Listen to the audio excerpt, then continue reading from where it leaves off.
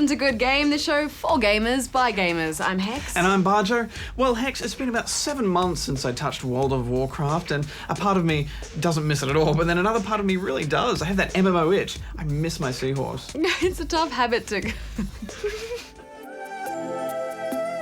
I named him Bouncy. But yes, there are many WoW addicts still out there, judging from the responses to our Fanboys versus Haters debate. Basically, World of Warcraft brings people together to do a job. It's the same thing as an actual job. We'll check out all of those responses later on in the show. Also coming up, one of the year's biggest game releases, Deus Ex Human Revolution. We're going to augment ourselves to the max. To the maximums. That game is so cool, you need to play it with sunglasses on. But not to overlook the little guy, we venture into the deep, dark depths of the Dungeons of Dredmor. But first, can you guess the game for this week?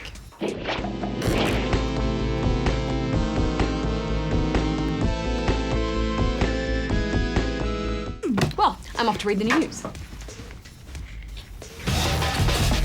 Good game!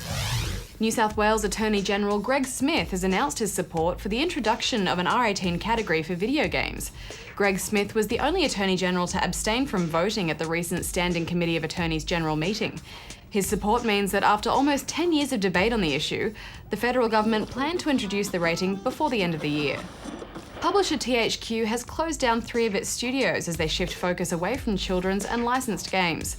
The studios affected include Australian developers Blue Tongue Entertainment and THQ Studio Australia. Blue Tongue was best known for the De Blob series, while THQ Studio Australia worked on several licensed titles, including the recent Megamind games. 8,000 EVE Online players have been scammed out of in-game credits, or ISK, worth over $50,000 in total. The users had invested their credits into a scheme called Phaser, which offered investors a 5% return per week. After running the scheme for over 8 months and paying out over 300 billion credits, the scammers have now run off with the remaining 1 trillion credits, leaving a note to investors on their website stating, "The ISK is gone. Turned out not to be the best choice you've ever made." The Swiss Christian Police Association has called for a national ban on upcoming first-person shooter The Darkness 2. The call claims the game features scenes of police being shot and killed, and in the wake of the recent London riots, they state, "It is important that police are not portrayed as the enemy." The game's publisher 2K Games responded by stating there are no police officers in the game. Good game! Dungeons of Dredmor is a top-down roguelike indie title released by Gaslight Games for the PC. It's full of dungeons, nasties, hacking and slashing, and plenty of fat loots. Even if you're a seasoned point-and-clicker, it's worth playing through the tutorial before getting started, just to get into the swing of how things work in Dredmor.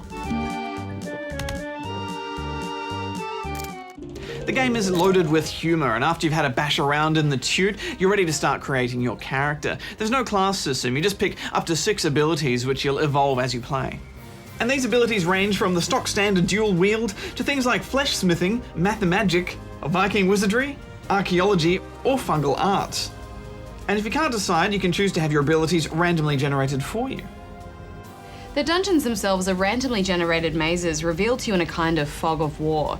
You move from square to square using WSAD, or you can simply point and click to where you want to go. Initially, it all feels pretty humdrum. You'll just move from room to room, picking up a seemingly endless array of loot and trinkets and filling up your backpack, occasionally encountering a little beastie or two. Critical hits.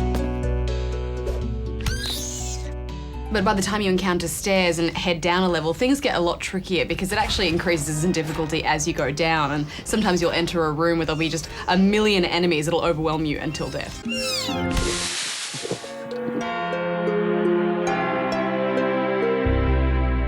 The game auto-saves at the bottom of each staircase, but because everything is randomly generated, you have no idea what you're going to get the next time around, so it's important to manually save if you find something you want to hang on to.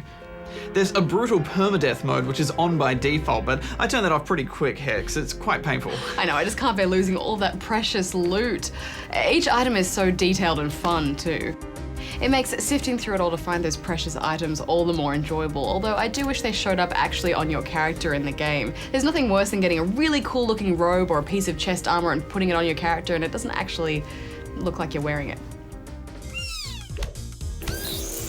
You'll also come across bookshelves with recipes for potions or crafting instructions for certain weapons too, but you'll also have to locate an anvil and an alchemy set to be able to do this. So before you start heading too far into the depths, it's worth exploring every little nook and cranny. It really is a maze though, isn't it? There are doors in every direction and portals that will teleport you around. It's hard to keep track of where you are, but there's such an addictive quality and I just want to see what's behind one more door. Gold and riches. Or a closet full of monsters that will kill you.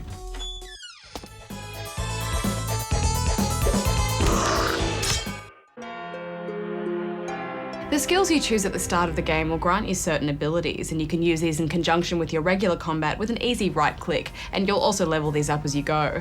One of the skills I chose was Vampirism, the highest rank of which was Sparkly, thereby unlocking the achievement Team Edward. I had a good laugh at that, and I put this into practice by stunning my foes with my sparkly diamond skin, allowing me to go in for the kill.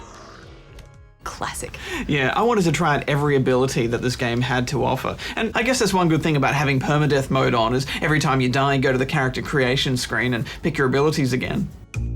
Like any good RPG, you can buy and sell gear from your local trader, but there's also vending machines dotted around the dungeon for you to purchase health and mana restoring items from, if you're the kind of busy adventurer that needs a quick fix on the go. It's a good bit of silly click spammy fun. It's completely unbalanced though, but I think that gives it an element of risk and unpredictability, which I like. I also found it didn't really pay to tailor your character like a traditional rogue or a fighter or magic user. You kind of have to abandon your traditionalist RPG ways with this game. I had more success and more fun when I just picked as many random abilities as possible and just went for it. What's your final verdict, Tex? Well, I had a lot of fun. I think the humour is key, and it's worth playing for all those quirky little jokes that the devs have hidden in there. It is a lot of loot collecting and a bit of a click fest, so I can't say I'll still be playing this in a fortnight's time, but the game is so cheap that I definitely got my money's worth for the time that I spent in Dredmor, so I'm giving it 7.5 out of 10 rubber chickens. I think I tired of this a bit quicker than you. I love the loot and the randomness of the world and its monsters, but it just didn't really grab me. Not in the way that Terraria did with all of its clicking and mining and all the shenanigans with friends, so I'm giving it 6 out of 10 rubber chickens. Good game. Alright, time to pop your bubble shields and prepare for some fire damage because we're about to dissect the results of your fanboy and hater rants on World of Warcraft. First things first, the web poll showed some rather interesting results. With over 5,500 votes collected, it seems that 25% of you are fanboys, with 31% hating and a huge 44% showing a scathing indifference. And that's actually the first time in fanboys versus haters history that we've had the haters outnumber the fanboys. I smell the hand of a few neglected loved ones in that poll badge. Quite possibly, Hex, but Mason here thinks he has another explanation. The only reason I can see as to why there are more haters than fanboys is that the fanboys are currently playing WoW. If people enjoyed a game this much, it can't be that bad. Well, that's no doubt one of the reasons, but fanboy Cam has his own theory too. It's honestly no surprise that the hater count is above 30% for this poll. I mean, who hasn't heard the stereotypes about WoW gamers? All of them are negative, but I can say that they just aren't true. For example, I don't live in my mum's basement and I have a steady job. Well, WoW players have certainly earned a bit of a bad rap, but some of you have managed to put a positive spin on it, like Scott the Batch here. Now, this game may have caused people to starve, lose friends, and sell kids, but you have to admit that this game is really the only one of its kind that has actually done it right. Seriously, if you can sell your own offspring for this game, it must be doing something right. Well, I'm not sure that's the effect Blizzard were going for when they made it, but I guess you have a point. Although haters like Chris disagree. You fanboys are giving us real gamers a bad name. When you first meet someone and tell them you're a gamer, they give you a shifty look and say, "Oh, so you play WoW, right?" Hell no. That's for weirdos in their parents' garage. So will you all please stop playing this so Blizzard can get on with a legitimate release date for Diablo 3? Pfft, jerks. Well, there are the stereotypes Cam was talking about before, and there's no denying that a few people have fallen ill to the dreaded WoW addiction. Me. But for some like Matthew here, that actually seems like a good thing.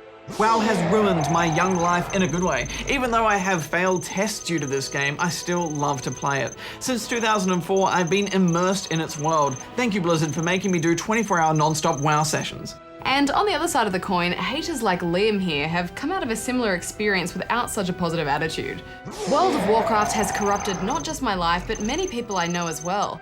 My brother in year 12 got addicted as well as his friends, and they ended up not going to school and failing classes. Some people just want to be the very best, and we've seen deaths are a result of that. Of course, it's not completely socially destructive, as forum goer Virus pointed out. I play WoW with my mates whom I know in real life. We formed a guild on there and it has actually brought our friendships closer in a lot of ways. It helps us communicate better and work together, which I can only see as a positive. Well, a very mixed bunch of responses, but let's take a look at some of the videos we've received.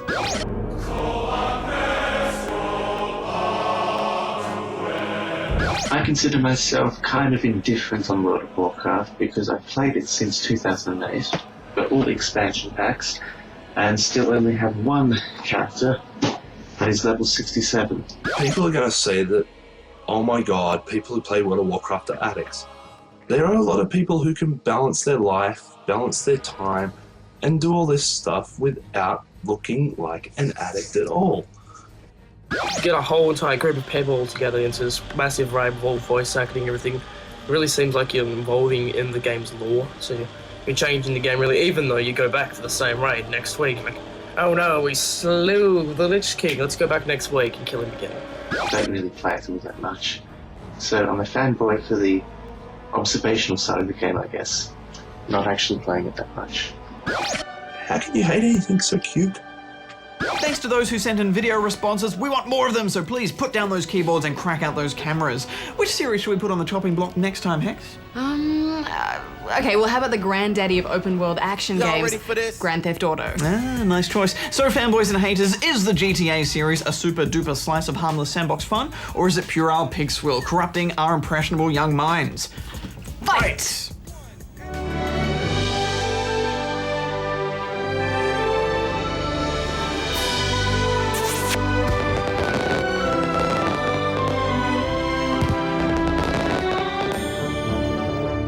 The first game that I was ever obsessed with was a game called Elite, back on the Acorn Electron. God, it must have been back in like the early to mid 80s, which shows my age, along with my grey hair and my baldiness, I guess. It was basically the first space simulation that had ever come out, and it was all very basic wireframe graphics, but the idea that it had all of these different galaxies that you could explore, and you had space combat, and then you could land at these various sort of docking stations and buy and sell goods.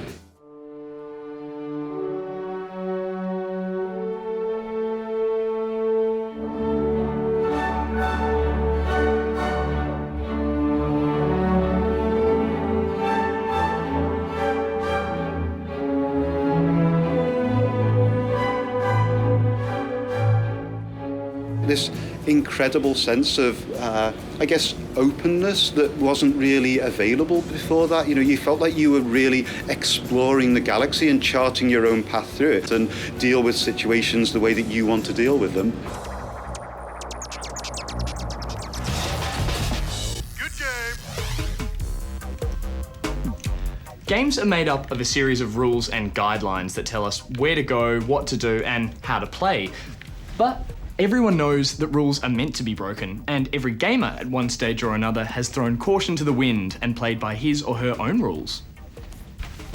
And why shouldn't they? As well as being heaps of fun, it can add a whole new experience to some of your favourite games. We call these house rules.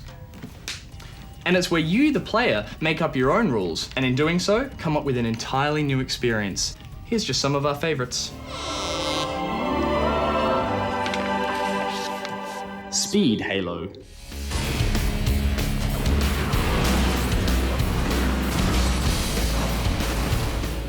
After downloading the custom map by the same name, Speed Halo sees up to 16 players racing warthogs down an endless looping tunnel. The catch? One infected player armed with a gravity hammer must fight the waves of cascading vehicles, each kill adding another infected to their team. Gravity hammer. Before you know it, cars are flipping and flying by at breakneck speed, so make sure to buckle up for this one. Infected. Wrong way. This rule works well with most driving games out there, and the more realistic crash physics, the better.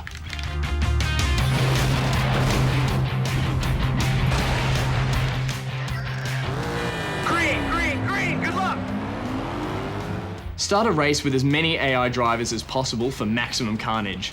Once the light goes green, chuck a 180 and set off around the track backwards. The goal here is to see how many cars you can hit, collect, or completely total without wrecking yourself too.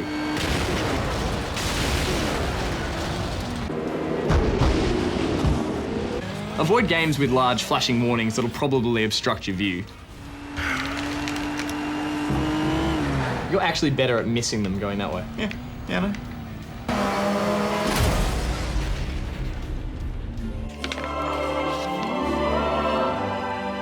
Zombie cars. The GTA games have always been about making your own fun, so it's only appropriate that a multiplayer mode like Zombie Car would eventually be created. Sorry, I was in the toilet. You wash your hands? No. If you can get together a big enough group and keep everyone under control, start a free play in an empty city, then pick one person to grab a vehicle. Hold! They're now the zombie. Everyone else legs it on foot, while the zombie has to hunt down and run over the fleeing players. Epic, man. I'm okay! Once you're hit, you join the horde and get a car too. Last man not to be run down and zombified is the victor. I'm still alright! I'm alright! Run him down while he's on the road! Yes! Oh, yeah! Red Dead Jousting. If you've grown tired of roaming the old Wild West and you feel the need to get a little medieval, why not try dueling the extra old-fashioned way? Find a nice long stretch of road to set up against your opponent. Ready, go. Make sure you give yourself a decent run-up before charging the horses at one another armed only with throwing knives. Points are awarded for taking out the rider, but you lose if you hit the horse. Animals must never be harmed.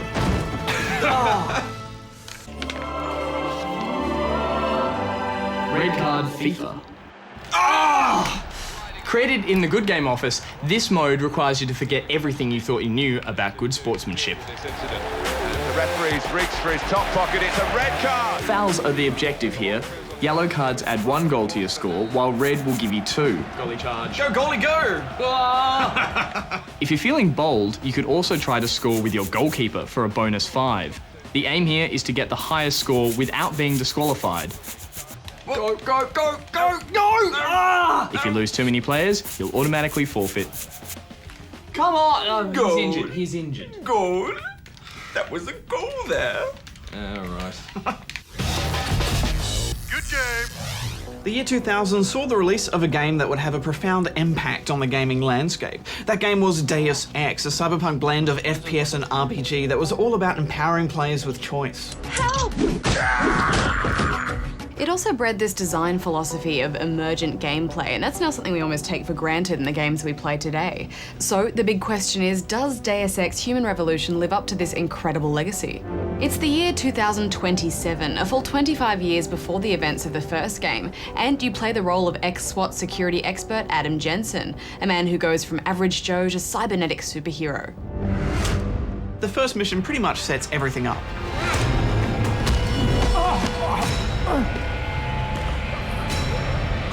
You are almost killed in an attack on Sarif Industries, the company you're employed to protect. You're put through a $6 million man-style operation that sets you on a path to both question your own humanity and get to the bottom of a grand conspiracy involving multiple organizations around the globe. Is everything in place?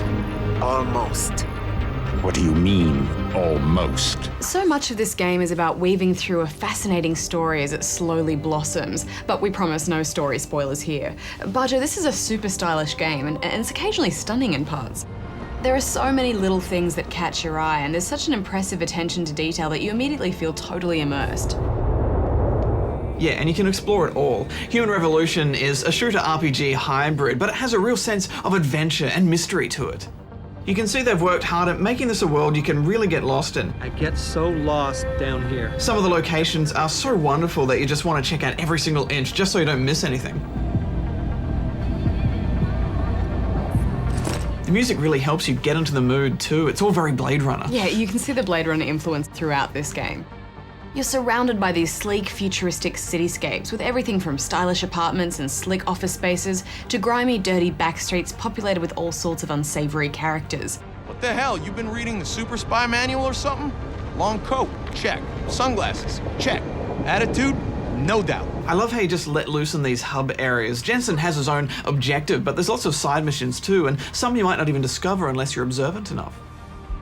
Clues can be found in emails, which will send you off on an investigation, and striking up a conversation with someone in the street can suddenly present you with something new to do. I've got a hunch something big's coming.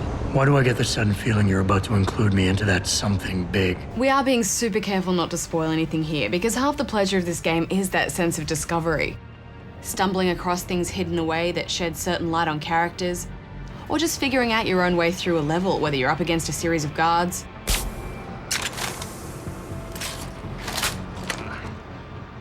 tough security systems, or faced with an environmental hazard that is begging for a creative solution. Central to the plot of Human Revolution is the clash between the science of biomechanical augmentation and those who fight for human purity. Jensen, who had to undergo augmentation to save his life, has an entire body that can be upgraded with new augs or skills as you progress. And in turn, these upgrades open up new gameplay opportunities. We're not going to go through all the different augmentations because there are just too many, but what you choose and the combinations of what you choose directly affect the way you play. For example, there are cranial augs that make it easier to hack complex computer systems, gaining you important information, codes, and backstory. Access granted. There's a bunch of augs to enhance stealth, such as one that cloaks you for a short period of time. And a useful eye aug that lets you see through walls so you can pinpoint enemies. There's also physical augs that armor your skin or beef out your legs and arms to allow for superhuman abilities like being able to punch through walls. I really like the social enhancer aug that analyzes a character's mood and behavior during important conversations, allowing you to more easily manipulate them. Look, I didn't come halfway around the world to take no for an answer. Getting enough praxis points to unlock a new aug is always so exciting. It's like, whoa, what do I choose? Yeah, and you'll come across situations where like, oh, if I had super strength, I could lift that out of the way, or I totally would have survived that fall if I had the leg upgrades. I went for a stealth strength option. So, for example, in this police station, I couldn't talk my way in, I couldn't hack my way in, but I could jump and sneak my way in, which meant it was very, very difficult and also very fun, avoiding every single cop. And the game has really made taking the stealthy option very appealing. There are air ducts everywhere and you look at them and you want to know, where does that air duct go? It's such a fun challenge trying to make your way through a level that's crawling with security. And even when things go wrong, you don't feel too disheartened because you know there's always another tactic to try or a new aug or another route to take.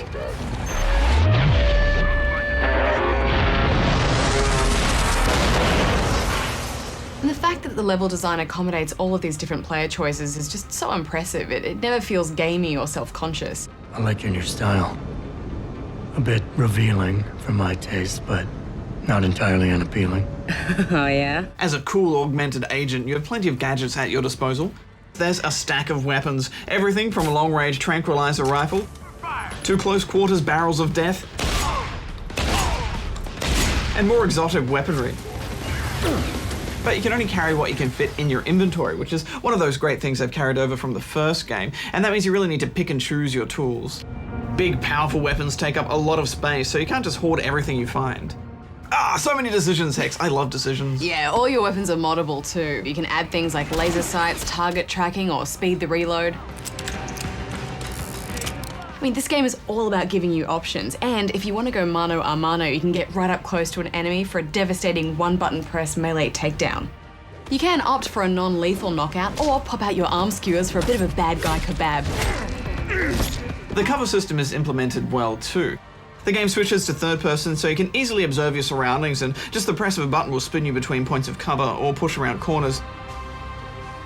This felt great and worked well on those frantic firefights, and I actually found myself switching to a controller because I just spent so much time in that third person and I like that better. It takes a little while to get the hang of because when you do switch back to first person, it can change the direction that you're pointing the camera, and that's a bit disorientating. Fucker's dead.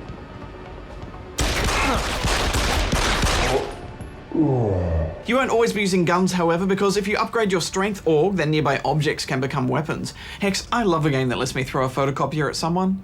Stay where you are. Gotta get help. Gotta get help. And there's nothing a big cardboard box can't handle.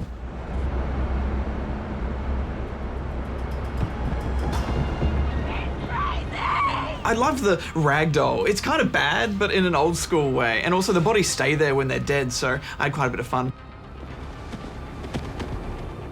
but resorting to the lethal option isn't always the easiest or most desired outcome. Some missions will resolve differently if you knock someone out as opposed to killing them. Yeah, and there are a few moments in the game that you know will pay off later if you choose to play it a certain way, and I don't want to spoil it, but just trust us when we say that certain things will happen if you make certain choices. Stuff happens. Stuff happens. Answer me, Jensen. Where are you going? Hell if I know, Pritchard. Hell if I know. Eidos Montreal have done kind of the impossible, I think. They've made a game that nails what the original Deus Ex was all about without making it feel like it's just one of the many clones that are out there, like Alpha Protocol, for example. Yeah, there's a level of sophistication and depth to Human Revolution that just doesn't come along every day. Final thoughts? One of the few things that bother me was the slow loading. It's possible we're not on the final code, but it did feel a bit long. There are a few moments of AI madness, but you let them go. There's always that fearful threat of being spotted. Who's there? The story is complex and there's a lot to get your head around, but I think they've done the Deus Ex license justice, and I enjoyed every second of it, so I'm giving it 9.5 out of 10 rubber chickens. I think this is such a water cooler game, you know, it's gonna be so fun to find out what other people did in certain missions and what choices they made differently in those pivotal moments. I think there is a bit of a lull towards the middle of the game. The Montreal level just didn't live up to Hengsha or Detroit, but it all picks up towards the end when the loose ends all tie together. And I loved Jensen's voice acting. I think he's just so cool, calm and collected and husky. I'm giving it 9 out of 10 rubber chickens. You're right. I didn't choose to get augmented. And I still don't know if I would have if given the choice. But today felt good. Surprisingly good. Good game. So did you guess the game for this week? It was the death and return of Superman on the Super Nintendo and Sega Mega Drive from 1994. This was a side-scrolling superhero beat-em-up, interesting for 2 reasons. 1, Superman pretty much just walks everywhere, even though he's frickin' Superman, and 2, it was developed by Blizzard Entertainment. Barjo, you realise we're now at the top of that awesome slide towards Christmas where we're going to have to burn the candle at both ends just to keep up with everything that's getting released. Yes, Hermit season is upon us. I've stocked up on Tracky Dacks and rice cakes to get me through. Next week on the show, we're going to be reviewing the latest game from Reflections, Driver San Francisco. Yeah, it'll be interesting to see if they bounce back from Driver 3, which was pretty average sandwich. Until next time, gamers, may all your games be good ones. Hex out. Barjo out. You really going to lockdown? Full lockdown. Already in lockdown. Yeah, it's so true. Yeah.